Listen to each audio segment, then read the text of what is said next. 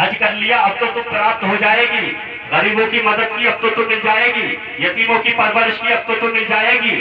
सर्दियों के मौसम में फतेहपुर की सरजमीन पर ठंडे पानी से वुजू किया, नमाज पढ़ी, जन्नत अब तो मिल जाएगी। जन्नत ने कहा कैसे? मैंने कहा नमाज पढ़ी। जन्नत ने कहा नमाज तूने पढ़ी लेकिन जन्नत की कोई गारंटी नहीं, रोजा तूने रखा लेकिन जन्नत की कोई गारंटी नहीं, हज तूने किया लेकिन हज जन्नत की कोई गारंटी नहीं, ज़कात तूने दी लेकिन जन्नत की कोई गारंटी नहीं। मैंने कहा फिर मिलेगी कैसे? जन्नत ने कहा नमाज तूने पढ़ ली, रब कबूल करे तो नमाज और ना कबूल करे तो उठक बैठक। रोजा तूने रख लिया, रब कबूल करे तो रोजा, ना कबूल करे तो भूख हड़ताल। ज़कात तूने दी, रब कबूल करे तो ज़कात, ना कबूल करे तो माल बर्बाद। हज तूने किया, रब कबूल करे तो हज, ना कबूल करे तो माल बर्बाद। मैंने कहा मौला, मैंने कहा जन्नत तू ये बता दे कि जब नमाज पढ़ ली जन्नत नहीं मिल सकती, रोजा रख लिया जन्नत की कोई गारंटी नहीं, ज़कात दी जन्नत की कोई गारंटी नहीं, फिर ये मिलेगी कैसे? तो जन्नत ने कहा कुरान से पूछ। मैंने कहा कुरान, नमाज पढ़ी अब तो जन्नत मिल जाएगी, रोजा रख लिया अब तो जन्नत मिल जाएगी, हज कर लिया जन्नत अब तो जन्नत मिल जाएगी। कुरान ने कहा जन्नत की कोई गारंटी नहीं। मैंने कहा कैसे मिलेगी, मुझे कोई रास्ता बता। तब कुरान ने कहा जन्नत लेने की हिम्मत है, जन्नत लेने का हौसला है, जन्नत लेने की ताकत रखता है। मैंने कहा हाँ कुरान, जन्नत लेने के लिए मकान बेचना पड़ेगा, बेच दूंगा, दुकान बेचनी पड़ेगी, बेच दूंगा, खुद को गिरवी रखना पड़ेगा, रख दूंगा, जमीन के सारे कागजात दूसरे को देने पड़े, दे दूंगा, बरसात के मौसम में कीचड़ पे लौटना पड़े, मैं लौट जाऊंगा। कुरान, मुझे जन्नत चाहिए। सर्दियों के मौसम में नंगे बदन जमीन पर लेटूं लेकिन मुझे जन्नत चाहिए। जाड़ों के मौसम में नंगे पैर घूमूं लेकिन जन्नत मुझे चाहिए। गर्मियों के मौसम में बालू पर नंगा लेट जाऊं लेकिन मुझे जन्नत चाहिए। सब बर्दाश्त कर लूंगा। तब कुरान ने कहा जन्नत लेने की हिम्मत है, जन्नत लेने का हौसला है, जन्नत लेने की ताकत रखता है। मैंने कहा हाँ कुरान, जन्नत लेने के लिए मुझ में हिम्मत है, जन्नत लेने के लिए मुझ में हौसला है। तब कुरान ने कहा जन्नत के दो रास्ते हैं, अगर माल हो तो लुटा के ले ले और जान हो तो कटा के ले ले।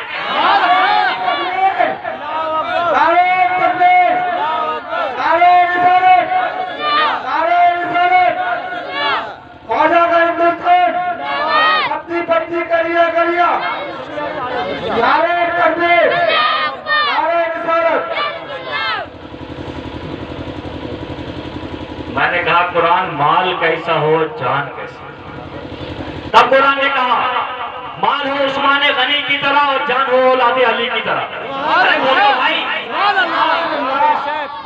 माल हो उस्मान गनी की तरह और जान हो औलादे अली की तरह। मैंने कहा क्यों?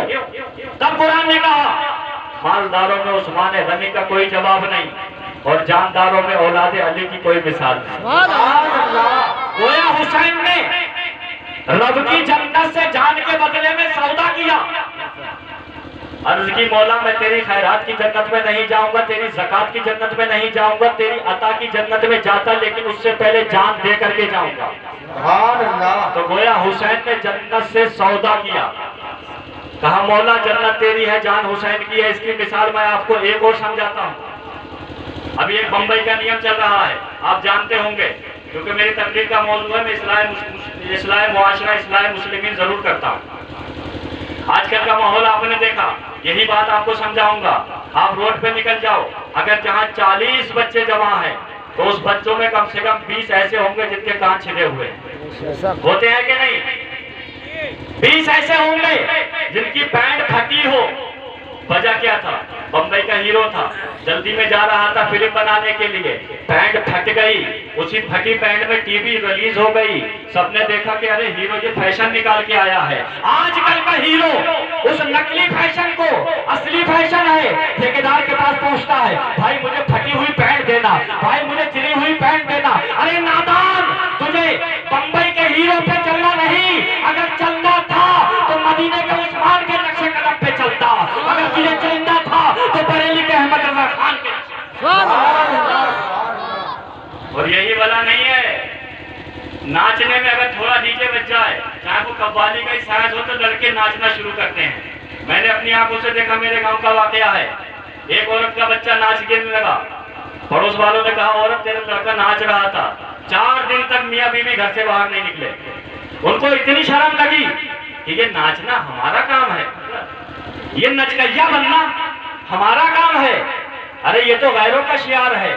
और आज का मुसलमान देखो, अगर नाचने की जरूरत कहीं पर डीजे बज जाए तो बाप खड़ा होकर के अपनी बीवी से क्या कहता है कि देख रही है वो जो लाल शर्ट वाला लड़का है तेरा और मेरा कितना अच्छा नाच रहा है। पड़ोसी से कहता है देखा डांस कितना बढ़िया किया है। अरे कुछ शर्म नहीं है। इस्लाम ये नहीं सिखाता है, इस्लाम ये सिखाता है कि बच्चा आपका बचपन से है, कुछ बड़ा होता है उसको इस्लाम सिखाओ, उसको कलमे सिखाओ, उसको नमाज का तरीका सिखाओ, उसको रोजे का तरीका सिखाओ, उसको मस्जिद में जाने का तरीका सिखाओ, उसको उस्ताद के सामने बैठने का तरीका सिखाओ, उसको नाते पाक पढ़ने का तरीका सिखाओ, उसको नसीहत करने का तरीका सिखाओ। ये अपना इस्लाम दर्श देता है। लेकिन मुसलमान है इससे अपने बच्चों को दूर किए हुए है, बल्कि जहाँ डीजे बज रहा है वहाँ मुसलमान भाग रहा है, जहाँ नरंडियाँ नाच रही हैं मुसलमान वहाँ भाग रहा है। इस्लाम ये नहीं सिखाता है। कल का मुसलमान कोई गलती करता था तो बैठ करके रोता था, और आज का मुसलमान गलती करता है तो 4 जगह बता। मेरी बात गलत है क्या? सही है। ऐसे ही फिल्म निकली है गजनी, मैंने पढ़ा, उसने ऐसे बाल काटे टेढ़े टेढ़े, एक साहब मिलके ये तेरे बालों में क्या बीमारी लग गई? गाना बीमारी लगी है, फिल्म निकली है गजनी, तुम्हें तो गजनी बन गया। थोड़ा आगे बढ़े तो एक लड़का आया बिल्कुल पतला, उसके बाद ऐसे यहाँ था जैसे आंखों में को डंग लगते हुए बिच्छू गए। मैंने कहा वो भैया तूने कौन सा हुलिया बनाया है? बहुत तवज्जो सुनना, मिसाल दे रहा हूँ, तूने कौन सा हुलिया बनाया? कहा आपको कुछ नहीं मालूम, आप पढ़ने लिखने की बात करो। मैंने कहा बड़ा टेढ़ा टेढ़ा चल रहा है, ये कैसा इंसान है? मैंने कहा एक बात तो बता। बोले आपको कुछ नहीं पता, आपसे मैं बात नहीं करूंगा। वो चला गया। मैं घर पर पहुंचा, पहुंचने के बाद में घर वाले बोले ये एक मेहमान का बच्चा है, इसको जूता खरीद के ला दो। मैंने कहा जूता तो मैंने खरीदा नहीं है, लेके कैसे आऊँ? कहा जाओ उससे कहते ना अच्छे से अच्छा जूता दे दो, अगर वो 500 रुपए मांगे तो 400 रुपए उसको बता देना। पहुंचे, जैसे ही दुकान में दाखिल हुए मैंने कहा दुकानदार सलाम अलैकुम व रहमतुल्लाहि ताला व बरकातुहु आला। कहा जी बताइए। जवाब देने के बाद मैंने कहा जूता दिखाओ और अच्छा दिखाना। कहा कैसा? मैंने कहा पैसा मैं दूंगा, तू क्यों पूछता कैसा? कहा मौलाना दिमाग तुम्हारा हाजिर है। मैंने कहा क्या हुआ? कहा एक समाज बिगड़ा पड़ा है, माहौल में एक आग लगी हुई है। मैंने कहा क्या हुआ? बोले गोश्त की दुकान से लेकर के चावल की दुकान तक, सिवाई की दुकान से लेकर के दूध की दुकान तक, कपड़े की दुकान से लेकर के टेलर की दुकान तक समाज में आग लगी हुई है। मैंने कहा क्या हुआ? बोले हर तरीके का इंसान आता है और कहता है कुछ मत दीजिएगा, सिर्फ तेरे नाम दीजिए। बोले झूम के सिर्फ तेरे नाम। मैंने कहा ये तेरे नाम कौन सी बीमारी है? कहा बंबई में एक फिल्म निकली है, जैसा बंबई के हीरो ने किया जमाने का हीरो करा। घर पे आ गए, ईद से फारिग हुए, लेट गए। मिसाल दे रहा हूं समझाने के लिए, लेटे एकदम शोर मचना शुरू। मैंने सोचा आज किसके यहाँ लड़ाई हो गई। जैसा दरवाजे पे से झांका, क्या देखा कि एक जानवर भाग रहा है आगे को, उसके आगे को सींग है, लोग उसके पीछे कह रहे हैं तेरे नाम आ गया है, तेरे नाम आ गया है, तेरे नाम आ गया है, तेरे नाम आ गया है। मैं कलेजा पीट कर मजमा आम में पहुंचा। मैंने कहा भाइयों बताओ वजह क्या है? कहा बंबई में एक फिल्म निकली है, जैसा बंबई के हीरो ने किया है, जमाने का हीरो कर रहा है, जैसी बंबई की हीरोइन ने किया है, जमाने की हीरो ने कर रही है। मैंने कहा तुझे कोई नहीं रोकेगा तेरे नाम कहने से, खूब कहो डंके की चोट पर तेरे नाम, लेकिन गुनाह देख करके ना कहो, मासियत देख करके ना कहो, खता देख करके ना कहो, परेशानियां देख करके ना कहो, किसी की गरीबी देख करके ना कहो। बोला क्यों? मैंने कहा खूब कहो, हमारे बुजुर्गों ने तेरे नाम कहा है। करबला का मैदान है, असगर कट रहे हैं, हुसैन अर्ज करते खुदा तेरे नाम, अकबर कट रहे हैं, हुसैन अर्ज करते खुदा तेरे नाम, और मोहम्मद कट रहे हैं, हुसैन अर्ज करते खुदा तेरे नाम, कासिम की जबानी कट रही है, हुसैन अर्ज करते खुदा तेरे नाम, 72 जानिसार कट रहे हैं, हुसैन अर्ज करते खुदा तेरे नाम। और जब हुसैन का अपना सर कटा तो हुसैन ने कहा मौला सब तेरे नाम, असगर तेरे नाम, अकबर तेरे नाम, कासिम तेरे नाम, और मोहम्मद तेरे नाम। तो रब ने फरमाया हुसैन जब सब मेरे नाम तो जन्नत तेरे नाम, रिफत तेरे नाम, बरकत तेरे नाम, करामत तेरे नाम, सलामत तेरे नाम।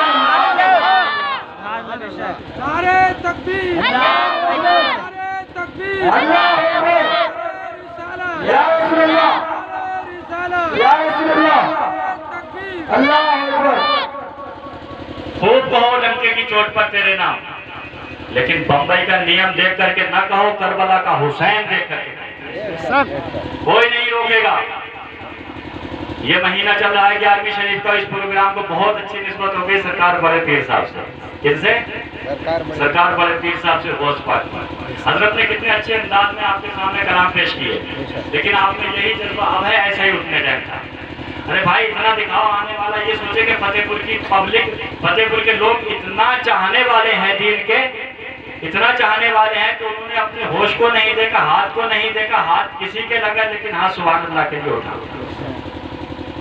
सामने वाले का हौसला अफजाई करना जरूरी है। मैं अपने लिए नहीं कह रहा, लेकिन हजरत के लिए, हजरत के लिए।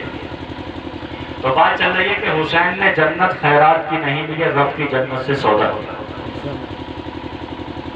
एक बात बताइए, दौलत हो प्रधान जी की और बेच दे इसरार भाई, ऐसा होगा? अरे बताओ, उत्तर कुरैशी की जमीन नियाजू भाई बेचने चलेगा? अरे बोलो भाई, चलेगा। लाला दिखा रही क्या?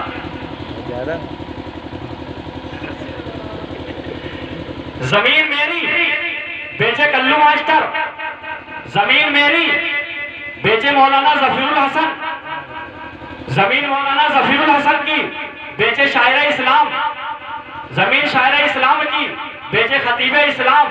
ऐसा मुमकिन है? अरे बोलो नहीं। जिसकी जमीन वही बेचे, जिसकी दौलत वही बेचे, जिसकी संपत्ति वही बेचे, जिसकी मिल्कियत वही बेचे, जिसकी प्रॉपर्टी वही बेचे। अब सवाल ये पैदा होता है, जन्नत तो रब की है, जन्नत तो रब की मिल्कियत है, रब जन्नत का मालिक रब है, तो जिसकी मिल्कियत वही बेचेगा तो जन्नत रब की, लेकिन बहलूल दाना कैसे बेच रहे हैं? बहलूल दाना कैसे बेच रहे हैं? ये वही बहलूल दाना है। चौराहे पे बैठे हैं, मिट्टी के खिलौने बना रहे हैं। काहे के? अरे बनने भाई सुभान अल्लाह बोलो भाई, आप आगे बोलो। अरे हाथ निकालो, खरीद नहीं।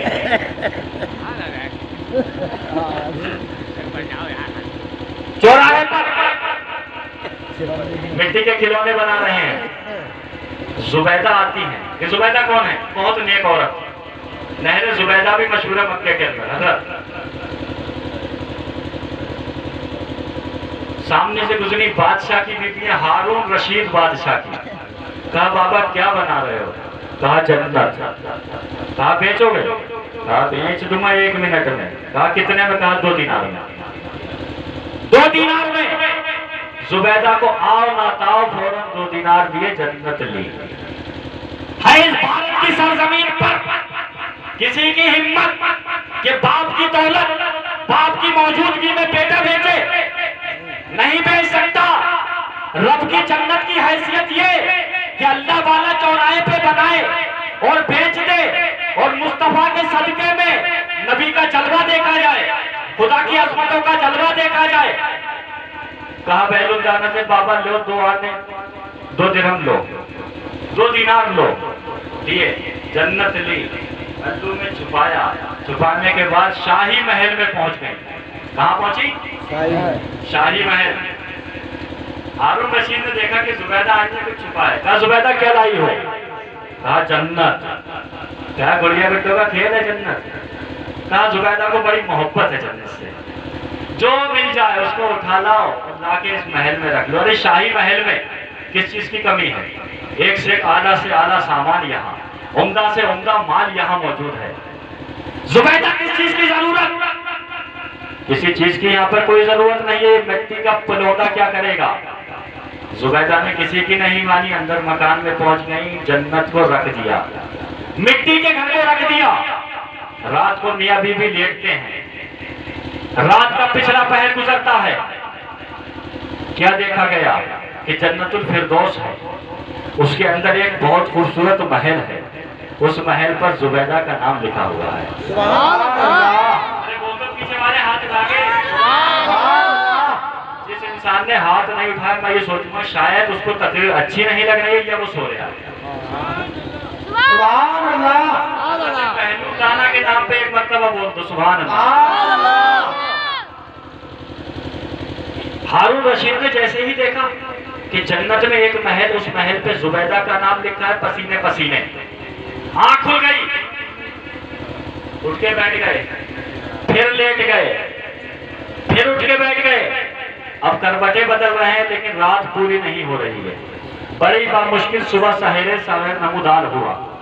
सुबह का सूरज निकला और जैसा ही शाही महल से बाहर आए, कहा जुबैदा इधर आओ। जुबैदा आती हैं, बादशाह सलामत क्या हुक्म है, आज सुबह सुबह मुझे बुलाया, क्या वजह है? कहा जुबैदा मैंने जन्नतुल फिरदौस को देखा है, उस जन्नत के अंदर एक बहुत खूबसूरत महल है, उस महल की पेशानी पे तुम्हारा नाम लिखा हुआ है। जुबैदा तुम ये बताओ, ये महल, ये जन्नती महल कहां से लेकर के आई? जुबैदा अर्ज करती है, बादशाह सलामत मेरे सर के ताज, मेरे मालिक बस उसी चौराहे पर बहलूल दाना जन्नत बना रहे थे और मैंने उनसे लेकर के कहा जुबैदा एक बात बताओ, कितने पैसे की जन्नत खरीद करके लाई? कहा सिर्फ 2 दीनार पर। इतना कहना था,